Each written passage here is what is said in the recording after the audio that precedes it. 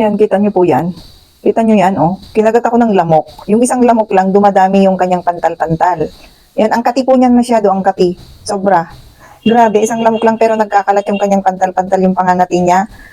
Naku, ang sarap-sarap kamutin. Pero hindi ko yung kinakamot kasi alam ko na kapag kinamot ko na naman yan, mas lalong dadami.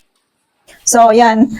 Ang kati, grabe, ang kati. Yung nangangati na nagkakaroon ng bums-bums, ayan, oh. Bums-bums. So, buti na lang meron akong ganito. Ayan. Parang lipstick lang siya na i-kokon natin dyan sa bums na yan, yung mga kinagataan para sa ganun is, yung pangangati po niya is neutralize, mapatigil, yan. Para hindi na po siya magkalat, kasi lalong magkalat yung kati niya. Yan, ganyan. Ganyan lang po. Oh. Tapos, ipahid na rin siya ng ganyan.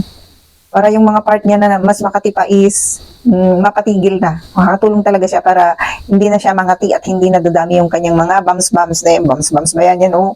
O, diba? Pantal-pantal. O, ayan, kikita nyo. Yan yung mga kagot ng mga lamok. Kaya maganda pag may mga ganyan ka, meron kang ganito na. Lalo na pag may mga anak po kayo, kailangan nyo po talaga ng ganito.